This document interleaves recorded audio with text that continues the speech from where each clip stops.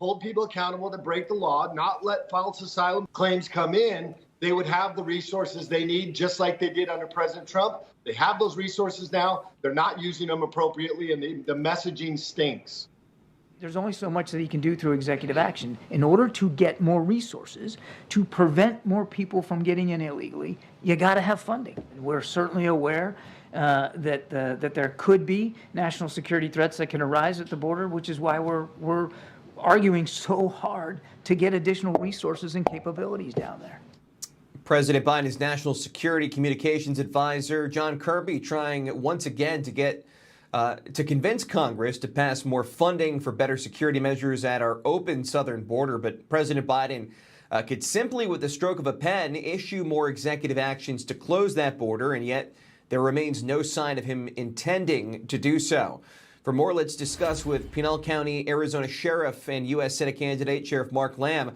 Also with us is the chairman of the Border Commerce Security Council, Nelson Bolito. And Sheriff Lamb, let's start with you. New data from the U.S. Customs and Border Protection shows nearly 200,000 southern border encounters in February. It's a massive increase from the same month 3 years ago.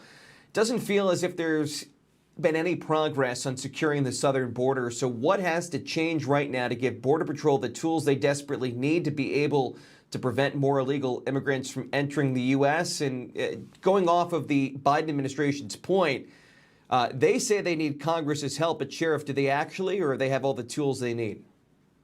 Well, Logan, first of all, thanks for having me on. Happy Easter. God is good. Jesus is risen. I'm grateful for it. I lost a son, a granddaughter, and daughter-in-law in an accident. So I'm grateful for Easter. So it's a special day for us. But getting back to the issue, this is a major issue. It's a battle of good and evil, and this administration wants to continue to put the American people at risk. They have the resources, Logan, and they can fix this problem without more legislation, without more taxpayer dollars. He has the authority to do it. Of course, they don't have enough resources when they let thousands and thousands, 200,000 plus people come in a month. Nobody would have the resources for that.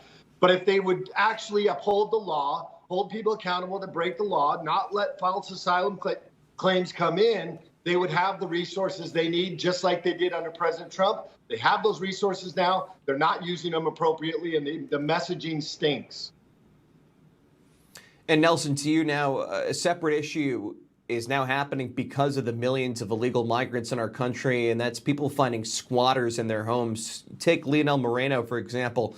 An illegal migrant went viral on TikTok, urging others to squat in people's homes. He was living in Ohio. He's now been arrested by ICE. And this is becoming yet another negative trend here caused by the border, the open border. Do you think we're going to get any justice here? And how much of a problem do you see this being down the road? We know Florida Governor Ron DeSantis is taking action against squatters, but so far in New York, it seems like this could still go down. Logan, thanks for having me, and happy Easter to you and everyone else. You know, the squatter situation is something that is concerning.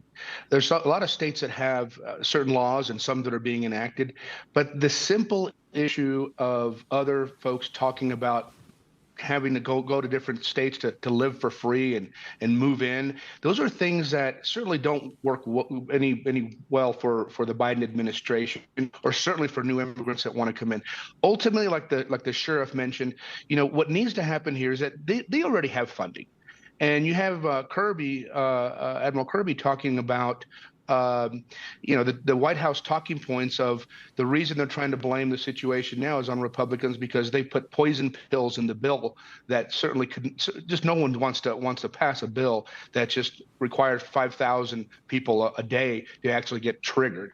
So those are things that just don't talk well for the administration. And ultimately, when you're talking now, as of this morning, I checked, 6,300 average crossers per day this month already, a 13 to 14% increase.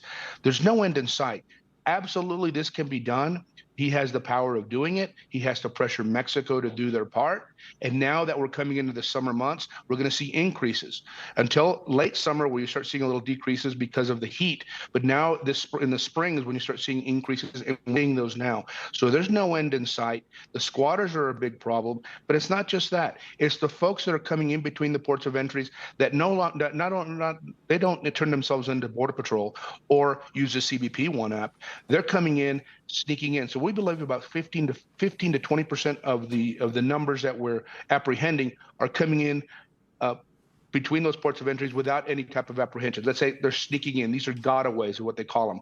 So we're talking 1,000 people a day coming into our country that we have no history. We have no way of knowing who they are. And the reason they do that is because normally they are second or third attempts trying to cross in that have been arrested previously. They may have records, or they know that simply they'll be turned around from day one and would never qualify to come into their country. So those are some issues that can happen. Do we need more funding? The Border Patrol can always use more funding, absolutely. But if you put these poison pills in place, there's no end in sight. That needs to stop. And Sheriff Lamb, this video taken by the New York Post, it really reveals the problem at the heart. Hundreds of military-age men who are illegal migrants busting through a razor wire fence. And keep in mind, these people aren't just coming from Central and South America. They're coming from all over the world, from more than 150 countries. Now, 9 of these people were arrested, charged with inciting a riot, damaging more than $2,500 in property, and for assaulting the Texas National Guard troops. So, Sheriff Lamb, what does it say to the nation when the Biden administration is fighting in court to prevent Texas from protecting its own border, and then people from another country are coming up and they're wreaking havoc at the border and they're attacking our National Guardsmen? What it says is they're not putting America first or the American people first. It says that they care more about these people that have come here to try to break our laws, to come across illegally, or to make false asylum claims. They care more about them than they actually do about us. They care more about them than the soldiers that we're trying to protect our border, or the Border Patrol agents that are fighting every day. And look, these numbers, I'm surprised we don't see more of this. I got a call on Thanksgiving Day from the Border Patrol, and they said, Sheriff, we're outnumbered 200 to 1 for every agent we have in this area in Arizona. And we just need to know if there's something goes bad, can you guys come and help us? Look, this is what the kind of situation we're putting our troops in, our Border Patrol agents in. This administration's policies are responsible for this. And it sends a horrible message to the American people, and it sends a very strong message to everybody else across the world. Go ahead and come, because they're not going to stop you. And even if you do charge and rush the border, they're probably not going to hold you accountable. I hope that they actually go through with these charges on these people, because they deserve to be held accountable for what they did. Sheriff Lamb, we lost Nelson's connection, unfortunately, so I got another question for you. ICE has been very busy this month with a massive operation targeting illegal aliens who are peddling drugs. 216 illegals from 30 different countries in several U.S. cities were arrested.